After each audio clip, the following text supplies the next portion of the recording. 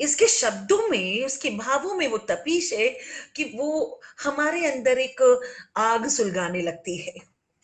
इस कहानी संग्रह की दूसरी कहानी नीली साड़ी और प्रतिकोण पर नजर रखती है और उनको अपने भावों की पोशाक पहनाकर इतना सहज और ग्रहणीय बना दे डालती है कि पाठक उससे स्वतः जुड़ता चला जाता है। लेखिका अपने अनुभवों को स्थान देना चाहती है। पढ़े हुए सच और भोगे हुए सच को के मध्य व्याप्त उसे उस झिल्ली को वो खत्म करना चाहती है, जहां खुद के लिए वो खुद के अनुभव किए हुए सच को लोगों के सामने रखना चाहती है।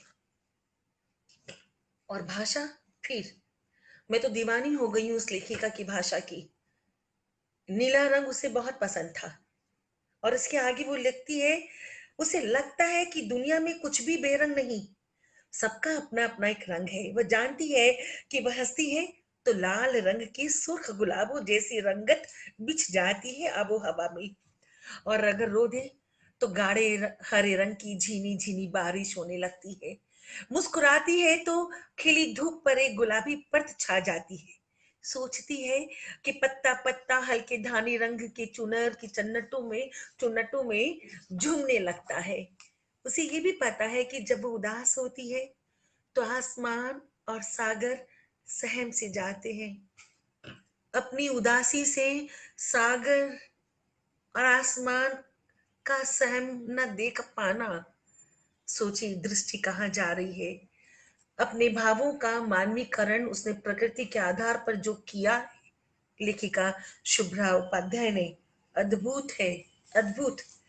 मैं एक एक कहानी के, मेरा तो दिल कर रहा है कि मैं सारी कहानियों को पढ़कर आपको सुनाऊं, क्योंकि तभी आप जब कहानियों को पढ़ेंगे और सुनेंगे तो आपको लगेगा कि आप एक एक और जिंदगी जीते जा रहे हैं, जीते जा रहे हैं। दूसरी कहानी का शीर्षक भाई साहब, यशु भाई साहब, नीली साड़ी। नीली साड़ी। वैसे ये कहानी मैं आपको पढ़कर सुनाऊंगी और बहुत जल्दी मैं पढ़कर सुनाऊंगी, लेकिन पहले मैं दूसरी सारी कहानियों का जिक्र कर लूं। और इस कहानी का जिक्र मैं सबसे आखिर में करूंगी, क्योंकि ये कहानी, सारी कहानियां गजब, लेकिन ये कहानी जब आप सुनेंगे तो आप अंदर तक भीगेंगे। इस कथा संग्रह में तीसरी कहानी है जोंक। लेखिका जीवन में अस्तित्व की खोज में नजर आती है। जोंक कहानी में अस्तित्व की खोज हर लेखक करता है अपनी अपनी दृष्टि से, रंगकर्मी भी करता है। हम जब किसी नाटक की प्रस्तुति करते हैं तो हम भी एक अस्तित्व की खोज मंच पर कर रहे होते हैं। तो लेखक कोई भी हो, कहानीकार हो, कवि हो, नाटककार हो, हमारे बीच में मेरे दोस्त, बहुत अजीज दोस्त ऋषिकेश जी आए हैं और बहुत बड़े नाटककार हैं वो भी, उनका नाटक खेला जा रहा है लगातार। तो हाँ सत्या जी, आपने सही कहा, भाषा पे लेखिका का पूर्ण अधिकार है। तो मैं ये कह रही थी कि जो कहानी में अस्तित्व की खोज में नजर आती है लेखिका, जीवन का क्या अर्थ है। वो कहती है, हम जो कुछ भी कहते हैं करते हैं, क्यों कहते हैं, क्यों करते हैं, क्या ऐसा नहीं होता तो नहीं बनता, या शायद यही होना ठीक था। अगर यही होना ही ठीक था तो वह ठीक क्यों नहीं लगा, और जो लगा कि यही ठीक है वो हुआ क्यों नहीं। ऐसे प्रश्नों से हम दो चार होते रहते हैं, बार बार होते हैं, बार बार हमें ये ख्याल आता है कि ये जो हो रहा है ये क्यों हो रहा है, ऐसा क्यों नहीं हो रहा है, या ऐसा हम क्यों। बहुत खूबसूरत, स्त्री का पढ़ा लिखा होना और खूबसूरत होना दो अलग बातें हैं, लेकिन हमारे समाज में पढ़ी लिखी स्त्रियों को दूसरे दर्जे की माना जाता है। खूबसूरत हो, गोरी हो, परिवारों की बात कर रही मैं, वो स्त्रियां, या सिर्फ परिवार ही क्यों, आप समाज में भी देखें ना, जो गोरी होंगी, खूबसूरत होंगी, उसकी तरफ पहले ध्यान जाएगा। अब वो पढ़ी लिखी उसका होना उसकी वो कोई शर्त नहीं होती, लेकिन अगर उसके मुकाबले में कोई पढ़ी लिखी स्त्री आपके समक्ष है तो वो हमारी नजर में दूसरी नजर में आती है। पहली नजर तो हमारी खूबसूरत स्त्री पे चली जाती है। और ये बात इस कहानी के आखिर में इस कहानी में के आखिर में जब ये बात इतने दर्दनाक तरीके से उभर कर आती है कि घर में बहुएं हैं, ननद की शादी के लिए लड़का देखने आया है, और घर की दूसरी बहू, एक जो बड़ी बहू बड़ी गोरी खूबसूरत है, इसलिए उसको ननद के साथ नहीं भेजा जा रहा है। और ये जो मैं किरदार है, जो इसका नरेटर है, सूत्रधार है, उसे ननद को इसलिए लेके भेजा जा रहा है, जबकि वो पढ़ी लिखी थी और उसे अभी तक ये समझ में आ रहा था कि वो पढ़ी लिखी है, इसलिए ननद को लेकर लड़के के सामने उसे जाना है ताकि वो अच्छे से बात कर पाएगी, समझ पाएगी मामला। लेकिन जब उसके कान में आवाज आती है कि जब कहा जाता है कि अरे नहीं, बात यह है कि बड़ी बहू काफी गोरी और सुंदर है, उसके साथ बिटिया का रंग रूप दब जाएगा। रसोई की जूड़ी लांघते हुए जैसे उस पर वज्रपात हुआ। कानों में पड़े ये शब्द असंख्य जोंक की शक्ल ले शरीर का बूंद बूंद रक्त चूस ले गए। उसे लगा वो बिल्कुल सूख गई, एक ठूंठ की तरह जिसे जब भी जहां से भी जो भी चाहे बड़ी सहजता से तोड़ सकता है। कमरे में आकर पलंग पर सलीके से रखी अपनी साड़ी, ब्लाउज, बिंदी, चूड़ी सबको देखते ही वह फफक कर रो पड़ी। सोची, इस एक एक बड़ा एक मामूली सा एक ये प्लॉट है, ये हर घर की कहानी है। इस मामूली से प्लॉट को शुभ्रा ने इतनी खूबसूरती से बीना है कि अंत में आकर एक धचका लगता है अंदर में, हृदय में। रौनक, गुड इवनिंग बच्चे। और इस कहानी संग्रह की कड़ी में अगली कहानी संशय।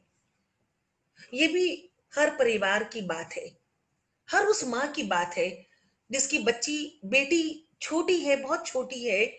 और आज का ये जो माहौल है, ये जो जमाना हो रखा है, और जो जिस तरह से शारीरिक शोषण की घटनाएं इतनी बढ़ती जा रही है, एक सचेत माँ किस तरह से डरी रहती है, संशय में रहती है। वो चाहती है कि उसकी अपनी वो छाया की तरह अपनी बच्ची के साथ बनी रहे, लेकिन ये शायद हर जगह संभव नहीं हो पाता।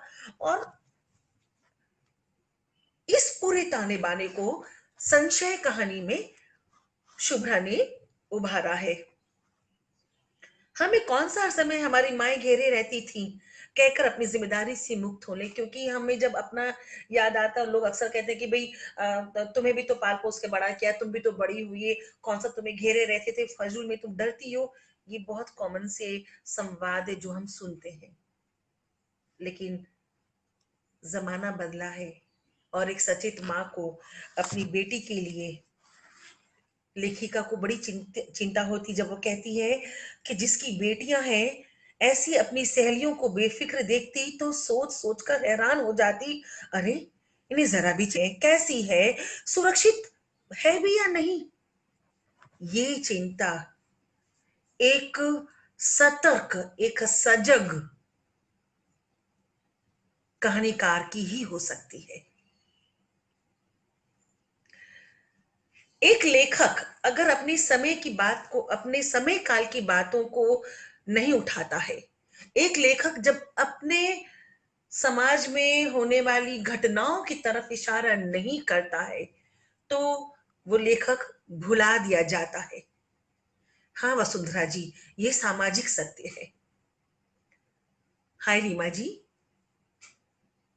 तो शुभ्रा इस कहानी में आज के समय की सबसे सतर्क लेखिका के रूप में हमारे समक्ष उपस्थित होती है।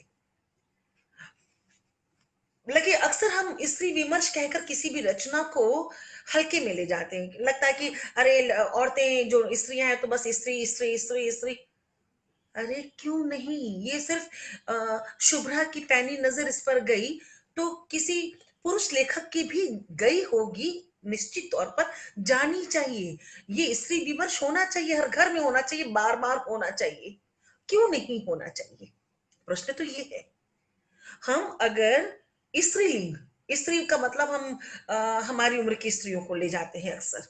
हमने तो बांट दिया ना, बच्ची, लड़की, स्त्री, औरत। नहीं, मैं स्त्रीलिंग की बात कर रही हूं। पैदा होने से पहले मार दी जाती है घरों में, इसलिए कि लड़की नहीं चाहिए। ये केस होते हैं। पैदा होने के बाद तरह तरीके से वो शोषित होती हैं, कई मुकाबले में लड़के के। लड़की है, ये नहीं कर पाएगी, ये बहुत सारी घटनाएं जो हमारी संदर्भ में भी नहीं है, उस पर कभी और चर्चा। और बच्ची सही सलामत है या नहीं,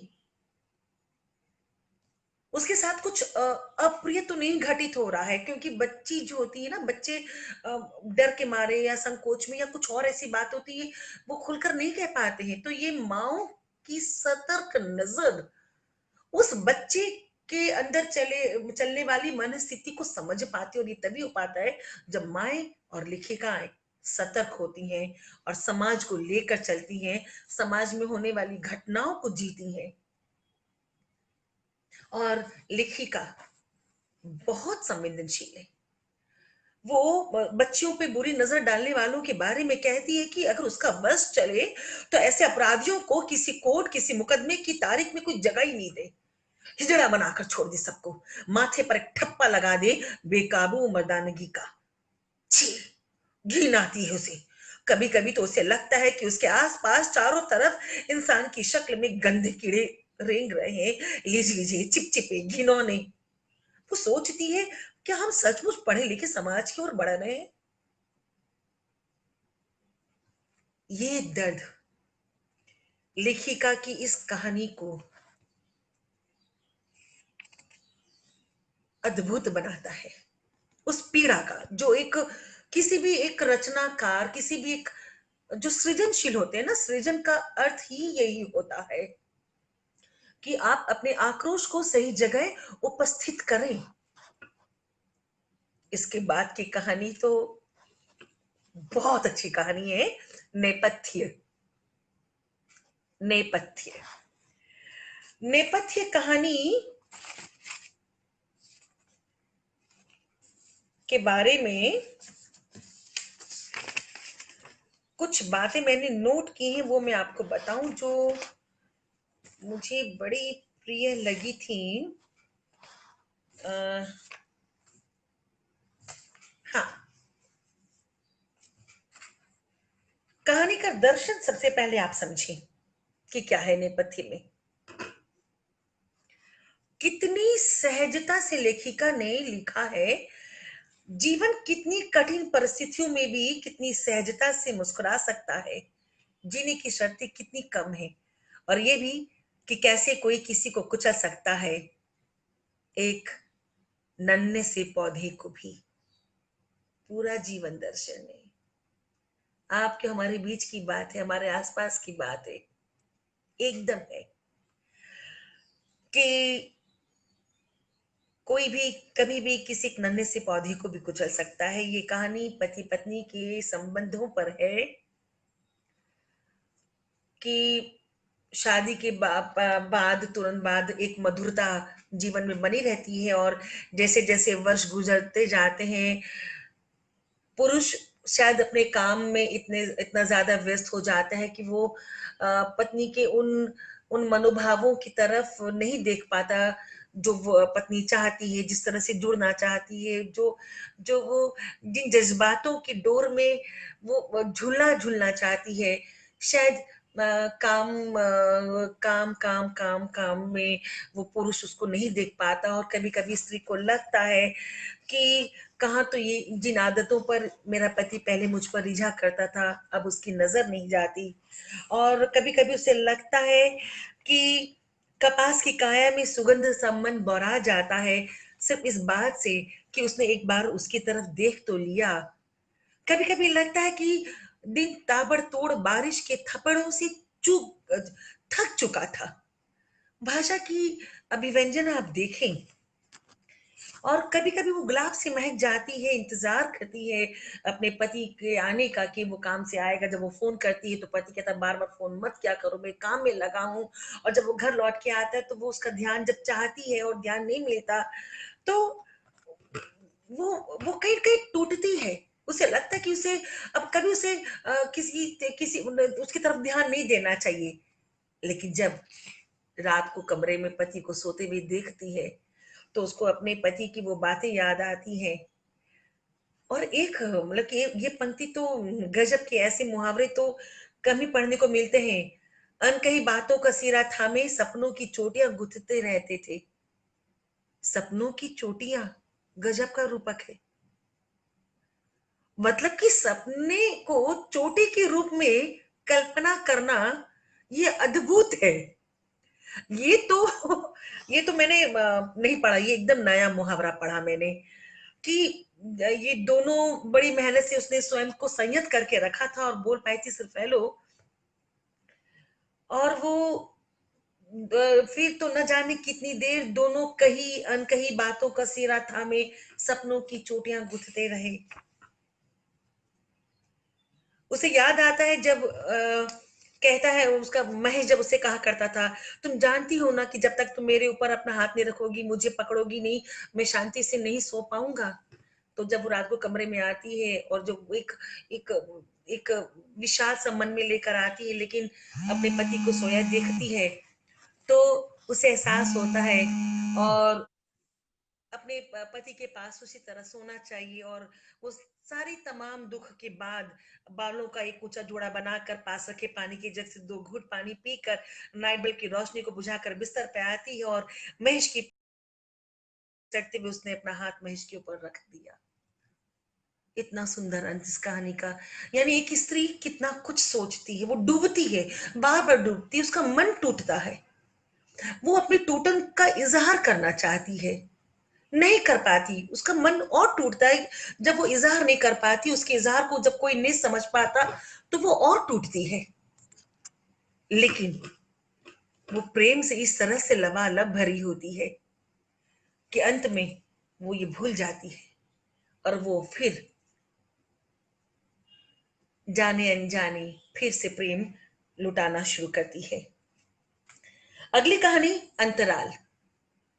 अंतराल कहानी में समाज की उन विसंगतियों को प्रकाश में लाने का प्रयास किया लेखिका ने, जहां स्त्रियों की पसंद और नापसंद का कोई महत्व नहीं होता, बल्कि उनके साथ कोई षड्यंत्र अगर हो भी जाए ना किसी स्त्री के साथ उसके परिवार में, तो परिवार वाले भले एक बार एतराज करें, लेकिन फिर उसको भुला देते हैं और वो स्त्री को ही फिर उसमें एडजस्ट करना पड़ता है, समझौता करना पड़ता है, उसका कहीं कोई निदान नहीं होता। इस कहानी में उसकी सहेली मंजू की शादी में एक बवाल होता है। उस बवाल में मंजू का कोई हाथ नहीं, सिर्फ इतना भर था कि शादी जिस लड़के से हुई वो उम्र में से काफी बड़ा था। और ये भेद तब खुला जब बारात द्वार पर आ गई। दूल्हा द्वार चार की रस्म निभा रहा था। बाद में सुना गया कि मंजू के लिए जिस लड़के को फूफा जी ने देखा था, वो लड़के का छोटा भाई था। बड़े भाई की शादी नहीं हो रही थी, उम्र निकली जा रही थी।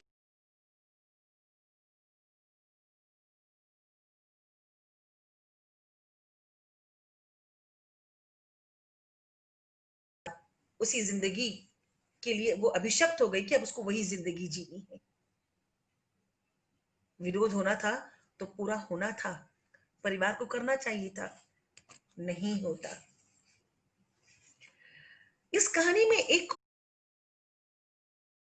और छूती हुई, मतलब कि लेखिका ने सिर्फ छुआ भर होता ना कि किसी चित्र पर आप एक हल्की सी रेखा यूं खींचकर छोड़ देते हैं, शायद उस पर नजर जाए या नहीं जाए, लेकिन अगर चित्रकार उस पर वो रेखा खींचा है, तो दरअसल उसके हृदय के अंदर में कोई बात का मंथन इस तरह से चल रहा था, वो खुलकर नहीं भी बताए तो भी वो बताता है। और वही इस कहानी में मेरी नजर में आया कि बुआ का बेटा, एक शादी में जब बुआ की बेटी से मुलाकात होती है और बुआ का बेटा, यानी दोनों जो फुफेरे भाई बहन थे, एक दूसरे को पसंद करने लगते हैं, लेकिन जाहिर सी बात है वो कह नहीं सकते, क्योंकि हमारे समाज में ऐसे रिश्तों को स्वीकार नहीं किया जा सकता, हमारे समाज के नियम है। और इसके लिए लेखिका ने कहीं कोई अफसोस नहीं दिखाया और नहीं ऐसी कोई मांग दिखाई। एक बार ऐसा कुछ हुआ कि एक दूसरे को पसंद किया, और फिर बाद में जब एक बार मुलाकात होती है शादी में, सामने इलेश खड़ा था। इतने अप्रत्याशित और मुद्दतों के बाद की मुलाकात पर वह बिल्कुल किम कर्तव्य विमूढ़ से खड़ी रह गई, समझ नहीं पा रही थी कि क्या करे और क्या नहीं। इलेश मुस्कुरा रहा था, अगले पर उसने हाथ जोड़ दिया और कहा, नमस्ते। हाँ, नमस्ते। वो देख रही थी इलेश को, मन में बड़ी तेजी से 10-12 वर्षों का समय उलट पुलट रहा था। अजीब सी घुमड़न भीतर मची हुई थी। धीरे धीरे आसमान रंग बिरंगी आतिशबाजियों से जगमग हो रहा था। बहुत खूबसूरती से इसका सिर्फ एक जिक्र करते हुए लेखिका निकल जाती है, और सहेलियों को, इसकी जो दो सहेलियां होती हैं उन्हें पता होता है, लेकिन ये बातें सिर्फ सहेलियों के बीच में रह जाती है। इसकी अगली कहानी विषाद। ये कहानी स्वयं की खोज की यात्रा है, एक व्यक्ति की खोज की यात्रा है। नारी मन कब और क्यों विषाद से भर जाता है वो खुद नहीं समझ पाती। इस कहानी को जब आप पढ़ेंगे तब आप कहेंगे कि उन शब्दों के साथ साथ आप बहने लगे हैं। सुबह से उठकर दिन भर घर के काम करना, काम में अपने आप उलझाना, सारे काम करना, अपने पूरे कर्तव्य अपने दायित्वों का पालन करना, फिर नौकरी पे जाना, सब कुछ करना, और अपने पिता की उन बातों को भी याद रखना कि बेटा पढ़ो, एक जीवन से ही जीवन सुधर जाता है, सब कुछ हासिल हो जाता है जो हम चाहते हैं।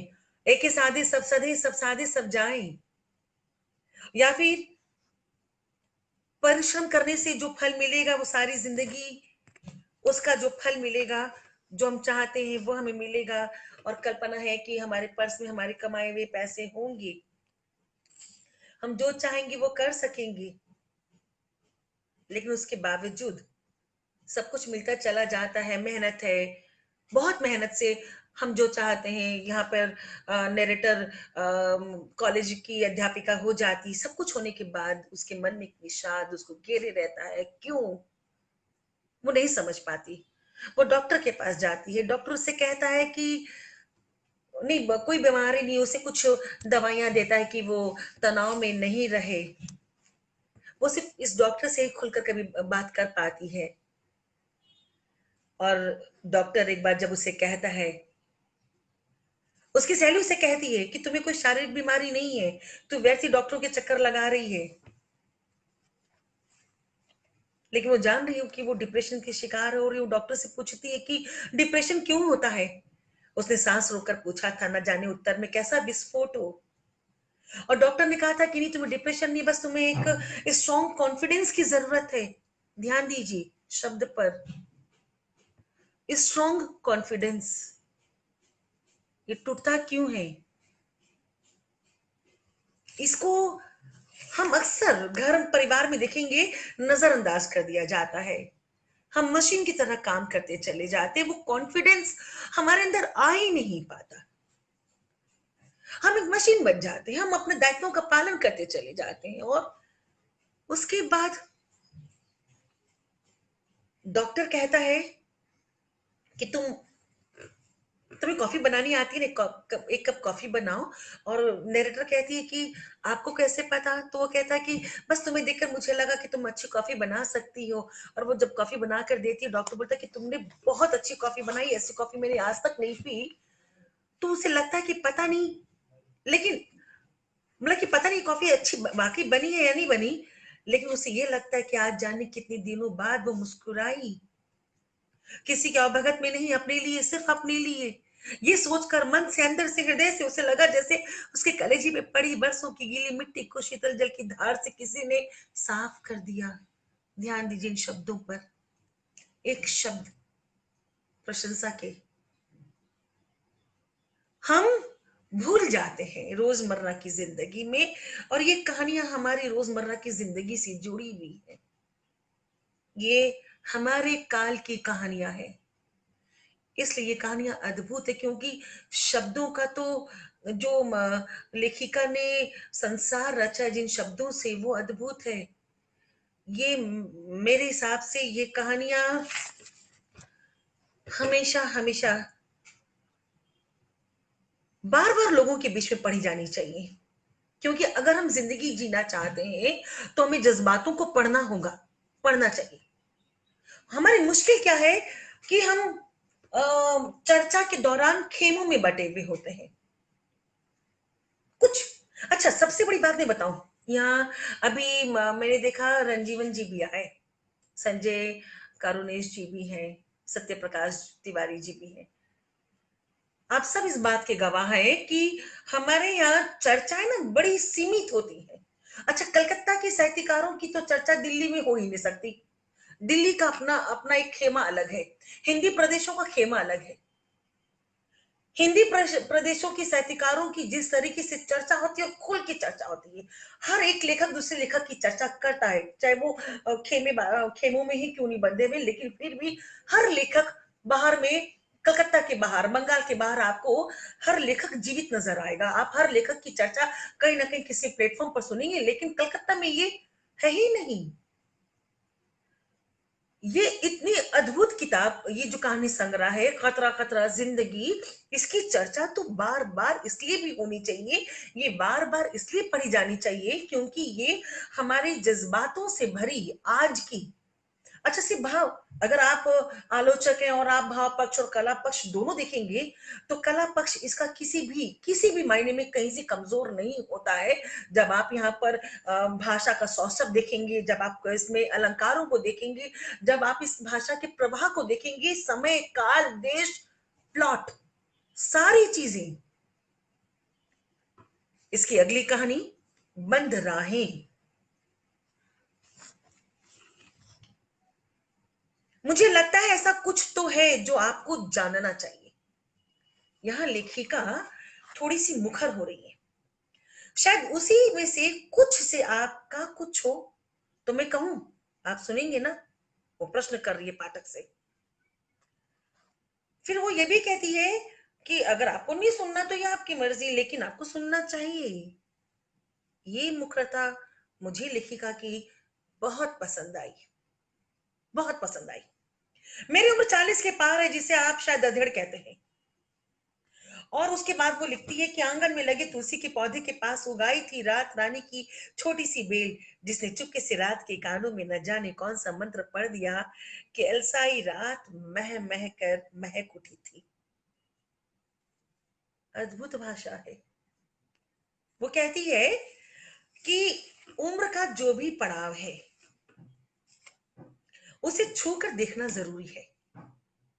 लहूलुहान पेड़ के कान उमेट कर बैठाए गए बच्चों की तरह हमारी जो उम्रें होती है, वो पौधे उस उन पौधों की तरह होते हैं, खुरदरे चुभते गड़ते धंसते और कहराते। और वो उस बनावटीपन के विरोध में है। वो कहती है कि ये काट पीट के पौधों को क्या सजाना, ये कैसा सौंदर्य बोध है। वो जंगल की खुशबू वन तुलसी के रूप में दिमाग में जकड़ लेती है। वो लिखती है कि सुबह नीले आसमान से झड़ती चटकीली धूप, आंगन में घमौनी लेते घर के बुजुर्ग, छत पर धमा चौकड़ी करते बच्चे, सुखवन डालती औरतें, घने लंबे काले बालों को धूप में सेकती गुनगुनाती लड़कियां, स्वाभाविक क्रिया से संलग्न सौंदर्य बिगड़े मिजाज की तरह एकदम ही नाखुश हो गया थी। वो कहती है कि क्योंकि जब हम चूकने के एहसास की गिरफ्त में आते हैं तो हम खोने लगते हैं, हम चुक जाते हैं। जैसे ही शब्दों का अर्थ, ये मैंने पढ़ा था कि जब हम शब्दों के अर्थ को पाते हैं, उसी वक्त वो अर्थ हमारे हाथ से चुक जाता है। दरअसल ये जो कहानी है बंद राहें, ये आत्मकथात्मक रूप में उपन्यास का बीज है। मुझे लगता है कि लेखिका को इस पर गौर करना चाहिए, क्योंकि इस कहानी में एक बहुत बड़े उपन्यास का बीज है। स्त्री के रूप में अम्मा, सबकी अम्मा है। हम अम्मा अपनी माँओं का बड़ा ख्याल भी रखते हैं, और जब बड़े हो जाते हैं और अपने कामों में व्यस्त हो जाते हैं, हमें पता होता है कि हमारी माँ ने कितनी परेशानियां उठाकर हमारी देखभाल की, हमारी परवरिश की। हम उसे जीते हैं, माँ को स्वीकार करते हैं, जीते हैं। और जब हम बड़े हो जाते हैं, अपने काम धंधे में व्यस्त हो जाते हैं, तब माँ की तरफ ध्यान देने के लिए हमें लगता है कि घर में एक दूसरा व्यक्ति वो ध्यान दे रहा होगा, और वहीं हम चूक जाते हैं, क्योंकि हम दूसरे की नजर से अपनी माँ को देखने लगते हैं। अम्मा कहानी अद्भुत कहानी है, इसे आप पढ़िएगा जरूर, क्योंकि दूसरे की नजर से जब हम किसी और को देखते हैं तो हम इतना कुछ चुक जाते हैं कि फिर कुछ हाथ में रह नहीं जाता। माँ की पीड़ा क्या स्त्री की पीड़ा नहीं हो सकती, मगर फिर भी माँ की पीड़ा को सिर्फ माँ होकर ही समझा जा सकता है, और माँ की पीड़ा को सिर्फ औलाद होकर ही समझा जा सकता है। किसी और की नजर से आप माँ की पीड़ा को कभी नहीं समझ सकते, भले ही कोई और भी किसी की औलाद क्यों ना हो। एक और अद्भुत कहानी इसमें, बस अभी खत्म होने वाला है। माँ का बक्सा। मैंने शशि सहगल, अम्मा, उन्हें मैं अम्मा कहती हूँ, शशि सहगल जी को, अ, उनकी कविता का पाठ किया था, माँ का बक्सा। इसी तरह का झिलमिल यादें, यानी बक्सा में जो होती है ना, वो खजाने हीरे मोती सोने चांदी वाले नहीं होते माँ के बक्सा में। माँ के बक्सा में जो खजाना है वो यादों का होता है, जिसे वो सबसे छुपा के रखती है, वो अकेले में एकांत में देखती है। माँ का बक्सा देखिएगा, देखना जरूरी है, समझना जरूरी है। इस कहानी में पति पत्नी के जो माँ बाप हैं उनके बीच के प्रेम का अद्भुत वर्णन है। उस उम्र में स्त्री और पुरुष के बीच में जो प्रेम बना हुआ है, अपने सारे दायित्वों का पालन करने के बाद एक प्रौढ़ावस्था में जब माता पिता पहुंच जाते हैं, और तब, क्योंकि पूरी जिंदगी की दौड़ भाग में वो खुद के लिए शायद वो समय नहीं निकाल पाए थे, अब वो दोनों अपने अपने कामों से रिटायर हो चुके हैं, और तब उनके अंदर जो प्रेम लेखिका ने दिखाया वो इतना मीठा है कि आप इस कहानी को पढ़कर एक बार अपने माता पिता की ओर देखने के लिए विवश हो जाएंगे। इतना इतना मीठा लिखा है इसने। और फिर हादसावश पिता की मृत्यु और माँ के बक्से पर बहुओं की नजर का होना, बहुत सारी चीजें इस बीच में घटित हुई। और जब माँ बक्सा खोलती है अपनी पोती के कहने पर, तो कितनी अद्भुत बातें, देखिए उसका वर्णन देखिए आप।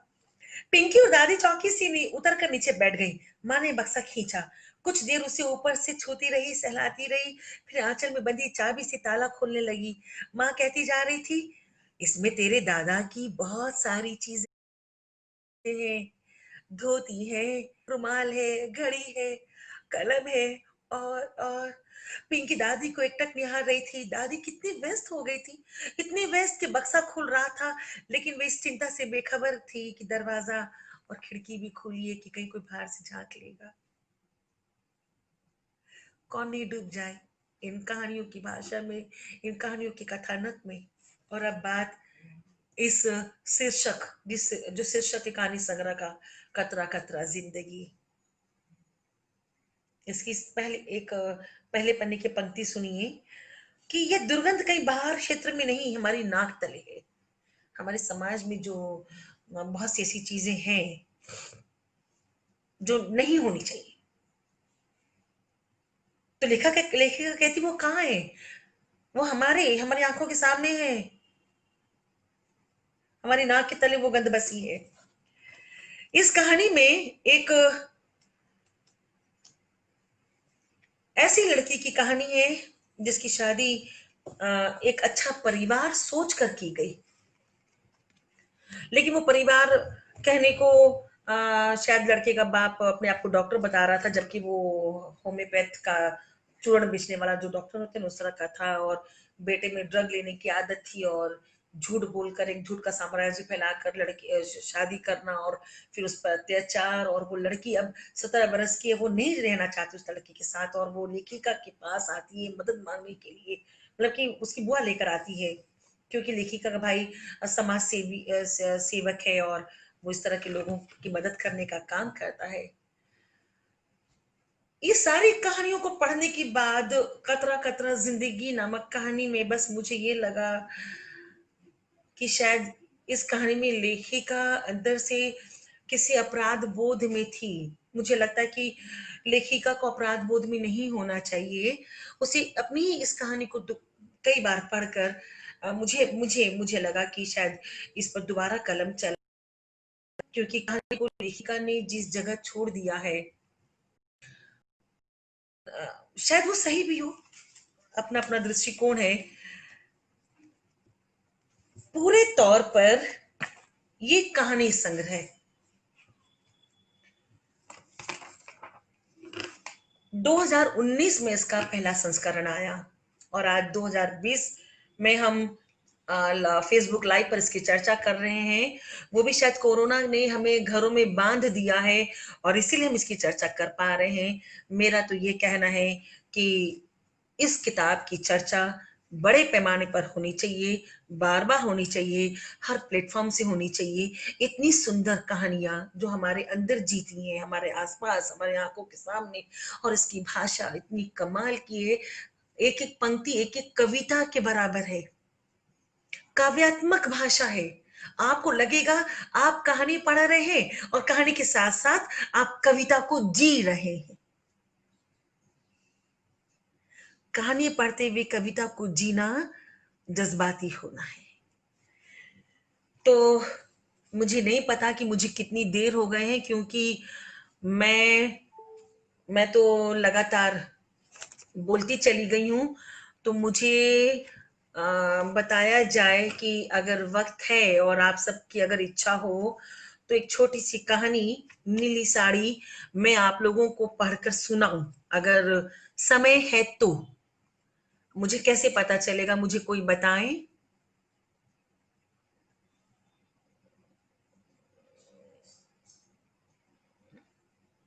हेलो।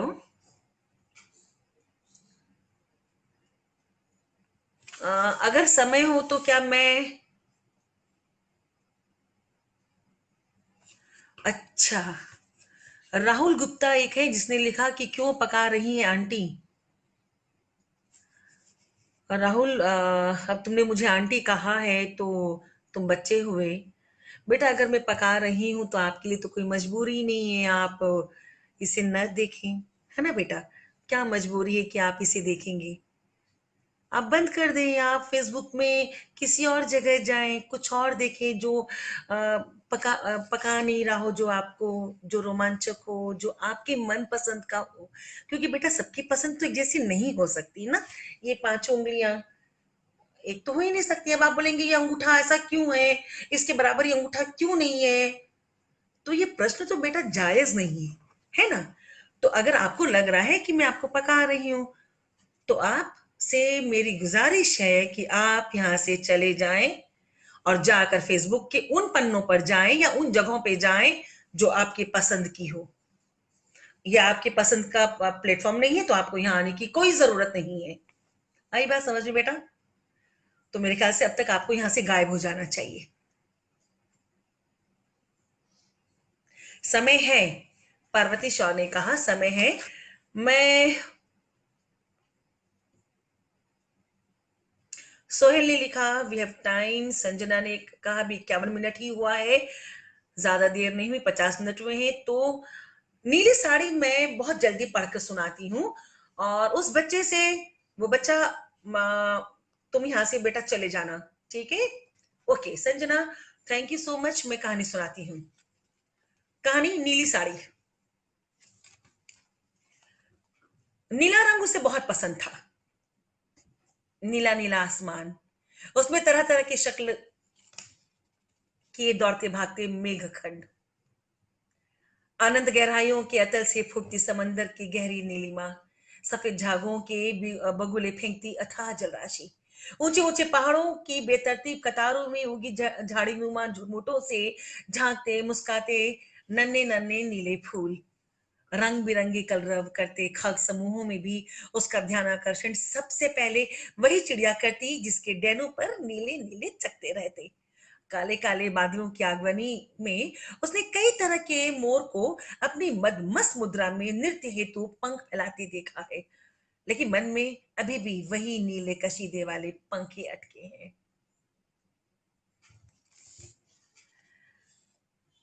उसकी अलमारियों में सबसे ज्यादा जिस रंग ने जगह घेरी वह भी तो नीला ही है। उसे लगता है दुनिया में कुछ भी बेरंग नहीं, सबका अपना एक रंग है। वो जानती है कि वह हंसती है तो लाल रंग के सुर्ख गुलाबों जैसी रंगत बिछ जाती है आबो हवा में, और अगर रो दे तो गाढ़े हरे रंग की झीनी झीनी बारिश होने लगती है। मुस्कुराती है तो खिली धूप पर एक गुलाबी पट छाती है। सोचती है तो पत्ता पत्ता हल्के धानी रंग के चुनर की चुनटों में झूमने लगता है। उसे ये भी पता है कि जब उदास होती है तो आसमान और सागर सहम से जाते हैं। तभी वह क्षितिज की जादुई रेखा न कहां कहां से बिला जाती है और ब्रह्मांड 36 के आंकड़े में पद्मासन लगा न जाने किसकी साधना में लीन हो जाता है। और आसमान का आसमानी नीला धीरे धीरे उसके मन की दीवारों पर पुतने लगता है, और समंदर की नीलिमा मन के तंतुओं को अपनी गहराई में डुबाने लगती है। उसका मन जो अभी अभी पीली सरसों की तरह लाल गुलाबी होने को आतुर काया कोठरी की दीवारों पर सतरंगी सपनों की नुमाइश कर रहा था, गहरे नीले रंग में अपने आप को छुपाने लगता है। उसे लगता है उदासियां हमें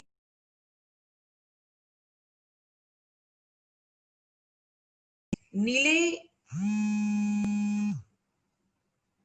माफ कीजिएगा, एक फोन, नीले रंग के गाढ़ा हो जाने का परिणाम ही तो है। और खुशी, हर्ष, आनंद, सबका रंग सफेद है, जिस पर कभी कभी लाल पीले और गुलाबी रंगों की आभा चढ़ती उतरती रहती है। स्थायी तो उसका सफेद भी नहीं रहता, जो रहता है वह तांबा ही होता है। नीले रंग को वह कभी भी उदासियों से विलगा नहीं पाई, फिर भी उसे पसंद नीला ही है।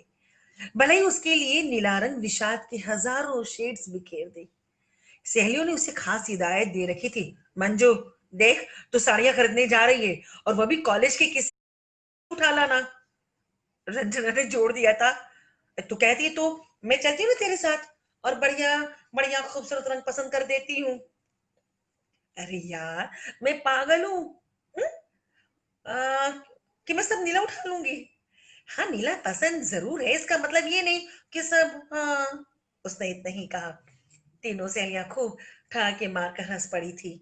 दोपहर की चटकदार धूप खिलखिलाने लगी थी। फरवरी का महीना था।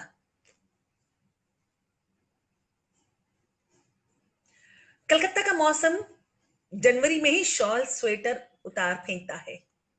सुबह शाम थोड़ी तुनक मिजाजी के साथ कंधे पर मुलायम रेशों की हल्की चादर फरवरी को गुनगुनी धूप की आड़ में दंदाई रखती है। अभी उसे ससुराल आए महीना भर भी नहीं हुआ था। पाँव में आल्टा की रक्ताभा, हाथों में मेहंदी की महक अभी भी बिल्कुल ताजा थी कि शाम बाबूजी के कमरे में घर वालों की बैठक ने उसे संजीदा कर दिया। रात तक वो जान गई थी कि बाबूजी की तबीयत खराब का कारण मामूली ज्वर बुखार नहीं था। उन्हें जगत की सबसे हृदयहीन बीमारी ने घर दबोचा था, और अब उनके पास जीवन जीने के लिए चंद सांसें ही बची थी, जिन्हें केमोथेरेपी की सहायता से जोड़े रखने की कोशिश की जा रही थी। सब कुछ अचानक बदल गया था। अब आंगन में जो बेला जूही के फूलों से लदा ढोल मजीरों की थापों से थनक रहा था, बुझे चूल्हों वाली रसोई सा उदास खड़ा था। बाबूजी 6 भाई थे। बड़े 3 भाइयों का परिवार अभी गांव में था। खेती बाड़ी, खेत खलियान और बगीचों की बीच उनकी जिंदगी मजे से कट रही थी। चौथे और छठे नंबर के भाइयों ने शादी नहीं की थी। जिम्मेदार अभिभावक और मुस्तैद सेवक की तरह बाकी भाइयों के परिवारों के जतन हिफाजत में ही अपनी जिंदगी गुजर बसर कर लेना ही उनका ध्येय था। बाबूजी 5वें नंबर पर थे, परिवार में सबसे अधिक पढ़े लिखे। विवाह तत्कालीन रीति रिवाजों के तहत अत्यंत कम उम्र में ही हो गया था। जब उन्होंने मिडिल स्कूल पास किया था तभी लेकिन पढ़ने की झोंक ने उन्हें गांव में रहने न दिया और गांव की एक अहीर के साथ, जो कलकत्ता में ही सेंट्रल बैंक की किसी शाखा में पियोन थे, वे उन एक तड़के कलकत्ता चले आए। हावड़ा स्टेशन पर लोगों की भीड़ भाड़ के बीच पहली बार उन्होंने किसी महानगर का बड़े बड़े लैंप पोस्टों से झड़ती पीली रोशनी के दर्शन किए। दुख सुख, हर्ष विषाद, पाप पुण्य, अच्छे बुरे, ऊंच नीच, अमीर गरीब, राजा रंक, संत फकीर के तमाम गजीन धागों से बुने इस शहर ने उनके मन में सपनों का ताना बाना बुनना शुरू कर दिया। कई महीनों तक स्टेशन के पास ही एक रेस्तोरेंट में काम करते हुए उन्होंने अपनी पढ़ाई का इंतजाम किया। कहते हैं कि 12 वर्षों तक उन्होंने पलटकर गांव की ओर नहीं देखा। और जब मई की एक चिलचिलाती दोपहर में उनके गांव के घर की ड्योढ़ी पर आंख मूंदे टांग पसारे सोया हुआ कुत्ता अचानक भौं भौं कर भौंकने लगा, तो खुले दरवाजे से गांव वाले देख रहे थे कि गोबर लिपे आंगन में मुंज की खाट से माया, ममता, मोह की त्रिवेणी झर रही थी। ये तो 40-42 साल पहले की घटना होगी। उसे आए तो एक महीना भी नहीं हुआ। अभी कल ही तो बेमन से चौका छुआई की रस्म की गई। उसने गाजर का हलवा बनाया था, पर वह रंगत और मिठास कहाँ थी। पूरा घर ही किसी कसेली खो में तब्दील हो रहा था, जैसे प्रज्वलित हवन कुंड पर किसी ने बाल्टी भर पानी डाल दिया हो। सब कुछ धुआं धुआं सा, सबकी आंखों की कोर कटे कटे सी। अभी 10-15 दिन पहले की बात थी। वह रसोई घर में अपनी जिठानी के साथ बैठी बातें कर रही थी कि देवर ने पुकारा, भाभी आपको बाबू बुला रहे हैं। बाबू बुला रहे हैं मुझे? उसने सोचा, वह हमेशा चाहती रही है कि बाबूजी से वैसे बातें करे जैसे अपने पिताजी से करती थी, लेकिन वो जानती है कि उसके चाहने पर से सब कुछ होने वाला नहीं।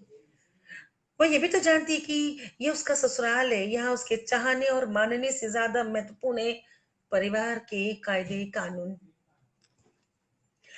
इन दिनों वह और कर ही क्या रही है? इन कायदे कानूनों को ही तो जानने समझने की कोशिश। वो तो जान तो जा गई है कि, लेकिन समझ नहीं पा रही। लेकिन वह ये भी जानती कि अपनी समझ को सबको समझाना शायद वो नहीं कर पाए, या शायद अभी वो ठीक भी नहीं, इसलिए सब कुछ मान लेने की कोशिश करती है। वह भी जानना चाहती है और मानना चाहती है, बस। उसने इतने दिनों में जान लिया है कि इस घर की बहुएं ससुर से बात नहीं करती। जेठ को छूना पाप है।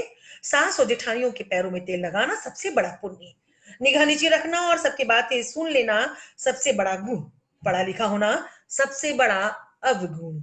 वो उठने को होती है तभी जेठानी हंसते हुए दो तार कस देती है।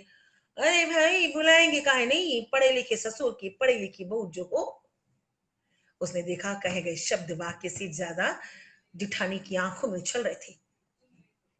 में ना होते उसने यह भी जान लिया कि उसका पढ़ा लिखा होना हर बार, हर समय, हर शब्द में ऐसे ही कसा जाएगा। वो बाबूजी की पैदानी जाकर बैठ गई। बाबूजी ने पहली बार उससे बातें की थी, इतनी सारी बातें की थी। तभी कमरे में माँ ने प्रवेश किया। वो उठ खड़ी हो गई थी। माँ की आंखों में दबे गुस्से की चिंगारियां फूट रही थी। उसके उठते ही माँ ठीक उसके सामने आकर खड़ी हो गई और अपनी कुहनी से लगभग उसे ठेलते हुए पीछे धकेल रही थी। ये एक बार नहीं हुआ था।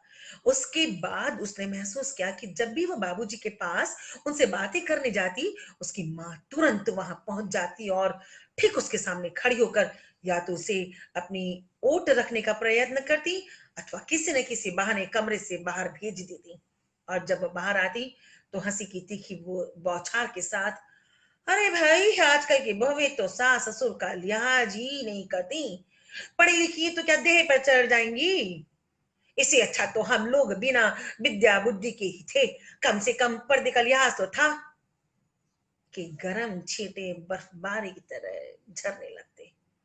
वह कमरे से बाहर थी। धीरे धीरे शाम का धुंधल का नीम की पत्तियों की ओट से वातावरण में घुलने लगा था। दूर किसी मंदिर में घंटे की लय ध्वनि और बीच शिवारती के स्रोत गाए जा रहे थे। गंगा की लहरों पर तैरते जलयान अपनी पुक पुक की आवाज में भी प्रिय प्रतीत हो रहे थे। उसने अपनी साड़ी का नीला आंचल सर पे डालकर धीरे से सरका लिया।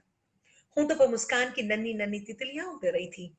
मन की दीवारों पर कई सूरज एक साथ दमक रहे थे। वह शाम अपनी सांवली सूरत में भी सिंदूरी रंग बिखेर रही थी। मेरे लिए जैसे कंचन है, वैसे ही तुम हो। तुम चाहो तो साड़ी न भी पहनो, कंचन जो पहनती पहनती है तुम भी वैसे ही पहनो। पढ़ाई ही तुम्हारा सबसे बड़ा सौंदर्य है। हमेशा समर्थ रहो, दूसरों की सहायता करने लायक बनो। इतने दिनों के ससुरालवास के दौरान मन के तने तारों पर कसे तीखे अनगिनत शब्दों के बीच ये कुछ शब्द पूस की दोपहर में छत पर छींटे दानों की चुगती गौरैया की भांति फुदक रहे थे। उस दिन भी उसने वही साड़ी पहन रखी थी, वही नीली साड़ी। नीले रंग की गाढ़ी नीलिमा ने उन्हें नन्हे नन्हे लाल तारे चमक रहे थे। उसके पैर छत की सीढ़ियां चढ़ रहे थे। मन बहती हवाओं पर सवार यहाँ वहां जहां तहां मचल रहा था। छत की हवा हल्की सर्द थी। रेलिंग के सहारे झुककर उसने देखा नदी का चौड़ा पाट, घाट की पीली रोशनी दोनों किनारों पर बंधे बंधनवार की तरह कतार में झालर बद झूल रही थी। रूपकों का कमाल है। जल की छोटी छोटी उर्मियां इन झालरों की रोशनी के फूलों पर सवार हिचकोले खा रही थी। आसमान बिल्कुल साफ था। उस स्वच्छ नीले गगन सरोवर में असंख्य दीप कमल तैर रहे थे। उसने अपने शरीर से लिपटे आंचल को खोलकर हवा में लहराया। ठंडी हवाओं के स्पर्श ने उसके रोम रोम को छूकर न जाने कैसा जादू बिखेरा कि उसका दामन छोटे छोटे दीपों की झिलमिल रोशनी से जगमगा उठा। आंखों आंचल को समेटकर उसने देह पर लपेट लिया। मन नीले रंग की अद्भुत बारिश में भीग रहा था। वह कुछ देर यूं ही चेहरा उठाए आंखें बंद किए खड़ी थी। उस दिन सिर्फ उसने सिर्फ जाना था और चाहा था। वह चाहती थी कि वह सब कुछ मान सके जो कुछ भी जान रही है। बिल्कुल अपनी एक बिल्कुल अलग समझ के बावजूद। केमोथेरेपी का आज दूसरा डोज था कल। पहला पिछले हफ्ते आज के दिन दिया गया था। उस दिन बाबूजी स्वयं चलकर अस्पताल गए थे। घर आकर उन्होंने वो ऐसे बातें कर रहे थे जैसे बिल्कुल सामान्य सी बात हो, जैसे कोई नियमित वैक्सीनेशन हुआ हो या बढ़ती उम्र में नेबुलाइजर दिया गया हो जिसकी परिणति कल फिर एक सामान्य दिनचर्या में होने लगेगी। सब कहते थे कि बाबूजी को कुछ पता नहीं, उनको कुछ बताना भी नहीं है। उनका लंबा चौड़ा बलिष्ठ शरीर धीरे धीरे अशक्त नहीं हुआ था, वह तो एकाएक ढही भीड़ की तरह बैठ गया था।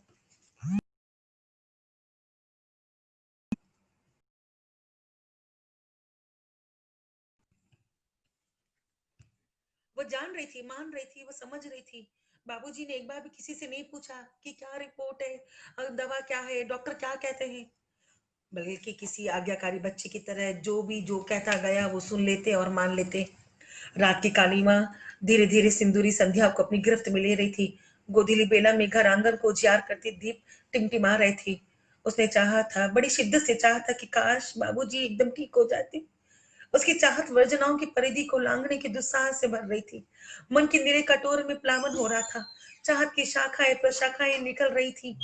रोज नई कोपलें फूट रही थी। सुबह का सूर्य 7 घोड़ों के रथ पे सवार अभी भी बाहर निकला था। उसकी स्वर्णिम हवा घर की गुंबद को निखार रही थी। उसके पति बाबूजी को सहारा देकर घर की चौखट पार करवा रहे थे। उसने दौड़कर बाबूजी को दूसरी तरफ से थाम लिया। बाबूजी का दूसरा हाथ अपने कंधे पर रखा। सर पे रखा नीला आंचल सरक कर उनके हाथों पर अटक गया। घर के कई कोनों से झांकती कई जोड़ी आंखें उसकी आंखों से चिपक गई। हवा में अचानक तेजी आई। पूर्व दिशा का आकाश अपनी नीली झोली से लाल रोली अक्षत ले धरती का अभिषेक कर रहा था। बाबूजी, मैं आपके साथ चल रही हूँ, चिंता मत करिए। मुझे कस कर पकड़िए बाबूजी, उसने धीरे से कहा। चिपकी आंखें नमक लगी जोंक की तरह धरती पर छटपटा रही थी। सूरज पूरे रुआब से चमकने लगा। उस दिन भी उसने वही साड़ी पहन रखी थी, वही नीली साड़ी जिसके गाढ़े नीले रेशे में नन्हे नन्हे सुर्ख तारे टके थे।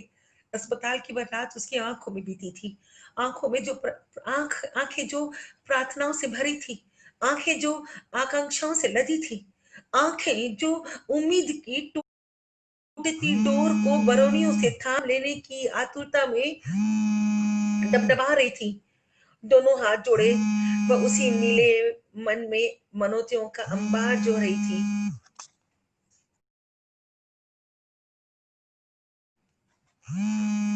आधा पन्ना और है बस। दोनों हाथ जोड़े हुए उसी नीले मन में मनौतियों का अंबार जो रही थी। पंखे की वर्तुलाकार गति के साथ उसका मन आशाओं निराशाओं के कुएं में चक्कर काट रहा था। मन की दीवारों पर रंग बिरंगे छींटे उभर रहे थे। उसने जाना कि नियति के अपने चक्र होते हैं, हमारी दुनिया से बहुत दूर उसका अपना लिखा जोखा होता है। हम में धैर्य और साहस का न जाने कौन सा सोता फोड़ कर अपना कर्म कर जाती है। सील सा दुख बर्फ की सिल्ली सा रिस कर पुनः हमें उम्मीदों की डोर थमाई जिंदगी के डर्रे पर ला छोड़ता है। तैयारियां मनुष्य लाख कर ले, लेकिन घटना जब घटती है, हृदय को चीर कर रख देती है। सारे ज्ञान, सारी जानकारियां, सारे सुझाव धरे के धरे रह जाते हैं। उस दिन भी उसने वही साड़ी पहन रखी थी, वही नीली साड़ी, उसकी सबसे प्रिय साड़ी। आज 14वां दिन है। सुनी सुनी आंखों से वो सब देख रही थी, सुन रही थी। सुन कहाँ पा रही थी? कानों में वही एक आवाज सम विषम आरोह अवरोह के साथ शोर मचा रही थी। आंखों में भी तो वही एक प्रश्न दृश्य फ्रीज हो गया था। सामने जमीन पर बाबूजी का पार्थिव शरीर, जिसे चारों ओर से घेरे बैठे उनके बच्चे, माँ, करुण विलाप का हृदय विदारक स्वर। वो भी तो वही आबाद बहते आंसुओं से तरबतर। तभी पीठ पर हल्की चपत पर उसने मुड़कर देखा। काकी उसे खा जाने वाली निगाहों से धिक्कारते हुए कह रही थी, अब ये छछन दिखाने की क्या जरूरत है? आते खा गए सब कुछ। अब ये मनुष्य शकल लेकर और क्या करना चाहती है? जाओ भागो यहाँ से। बाबूजी का अंतिम काम हो चुका था। गांव से जो लोग आए थे जा रहे थे। बहुत कुछ जो घर में रखना नहीं था, वह या तो किसी गरीब दुखिया को दिया जा रहा था या गंगा की धार के हवाले हो रहा था। साड़ी उसी का चोट रही थी, वही उसकी पसंद की साड़ी, नीली साड़ी, जिसे काकी ने गंगा के हवाले कर दिया। उसका मन गंगा की अथाह जलराशि पर बेचैन छटपटा रहा है।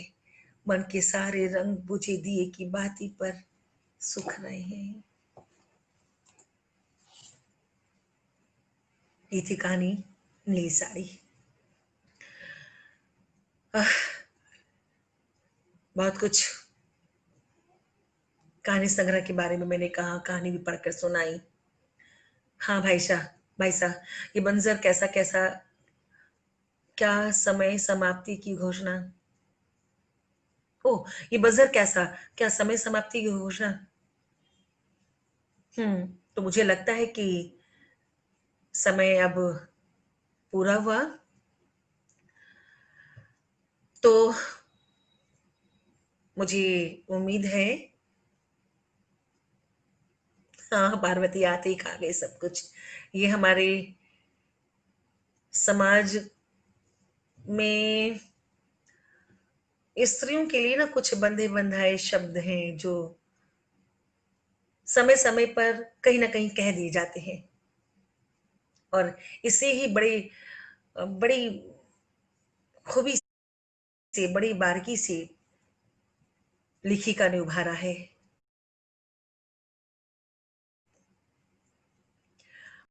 तो मेरे ख्याल से समय पूरा हुआ ना, अगर मुझे बताया जाए तो। अधिकरण प्रकाशन। Thank you Richa, thank you so much. अच्छा लगा, मुझे बहुत अच्छा लग रहा है। हाँ अल्पना, जब इस किताब को पढ़ोगी तो इस किताब से बाहर निकलने में भी बहुत समय लगेगा। मैं तो न जाने कितनी बार इन कहानियों में डूबी हूँ और बही हूँ, और अब भी जब इसकी चर्चा कर रही थी तो मुझे लग रहा था कि इसे बाहर निकलना है और तभी मैं बातें कर पाऊंगी, तब मैं बाहर निकली हूँ। शुभ्रा को बहुत बहुत साधुवाद इतनी बेहतरीन कहानियों के लिए। और हमारी आशाएं आकांक्षाएं बढ़ाई शुभ्रा ने। हमें उम्मीद है कि शुभ्रा और भी बहुत सारी कहानियों के साथ, कहानी, नए नए कहानी संग्रहों के साथ हमारे बीच आएंगी और मुझे मौका देगी कि मैं शुभ्रा की कहानी रचना संसार में खोती रहूं, खोती रहूं, खोती रहूं। थैंक यू शुभ्रा, तुम्हें अच्छा लगा, मुझे अच्छा लगा। अपनी दृष्टि से जीने का काम किया है मैंने। आलोचनाएं जब किसी कहानी संग्रह की होती है ना, तो उसमें हम इस तरह से ना चाकू छुरा कैंची लेके कमी ढूंढने की कोशिश करते हैं कि उसे हम मार देना चाहते हैं। मेरे एक बहुत प्रिय आलोचक हैं, उनका जिक्र मैं जरूर करना चाहूंगी, अवधेश प्रीत जी। अवधेश प्रीत सर का जो आलोचना करने का ढंग है ना, वो बेमिसाल है। इतनी खूबसूरती से वो पहले रचनाओं की ना खूबियों को बताते हैं, और उन खूबियों से पाठकों का ना वो तालमेल करवाते हैं।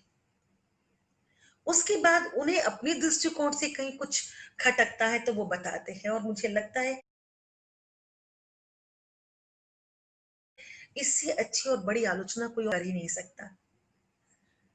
तो इस बुरे वक्त में, जब अभी हम घरों में बैठे हैं, हम जज्बातों को अपने संभाल के रखेंगे, कहानी संग्रह पढ़ेंगे, कहानियों की चर्चा करेंगे, और सकारात्मकता में लगे रहेंगे। अपने जज्बातों की जमीन को हमेशा गीला रखेंगे और इंसानी से जुड़े रहेंगे। तो महेश जी, अब नमस्ते कहने का वक्त आ गया, तो नमस्ते कहूँ। आपका अगर कोई अधिकरण प्रकाशन की तरफ से कोई मैसेज आ जाए कि इसे समाप्त करना हो, तो मैं समाप्त कर दूं। मैं इंतजार कर रही हूँ कि मुझे ये समाप्त करना है या नहीं करना है, तो आप मुझे बताएं। तब तक मैं लोगों के ये कमेंट्स को पढ़ रही हूँ। और थैंक यू संजना, तुम्हें अच्छा लगा, ये प्रस्तुति अच्छी लगी, थैंक यू सो मच। दरअसल एक कलाकार तो इस प्रशंसा का ज्यादा भूखा होता है। हाँ पार्वती, आंखें जो प्रार्थनाओं से भरी थी। हाँ भाई साहब, कहानी की हर एक पंक्ति रूपक अलंकारों से सजी है।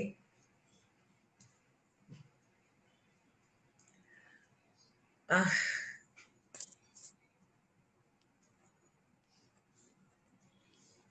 अधिकरण प्रकाशन से महेश जी आइए, बताएं मुझे। आकांक्षा, थैंक यू सो मच आकांक्षा। तारकेश्वरी, मुझे अच्छा लग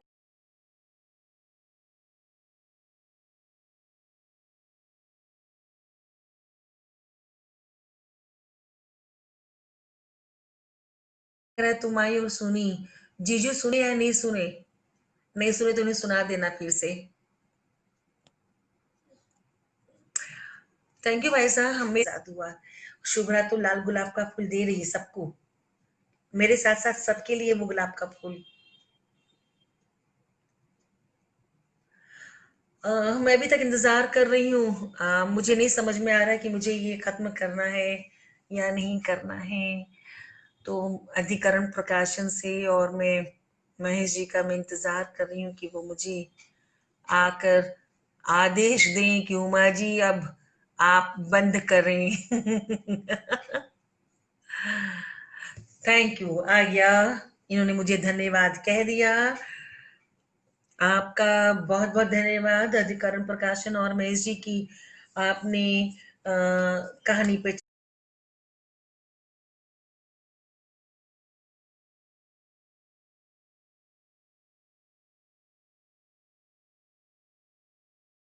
चर्चा की और पुस्तक पे चर्चा करवाई और मुझसे करवाई। आपका भी बहुत बहुत धन्यवाद, शुक्रिया।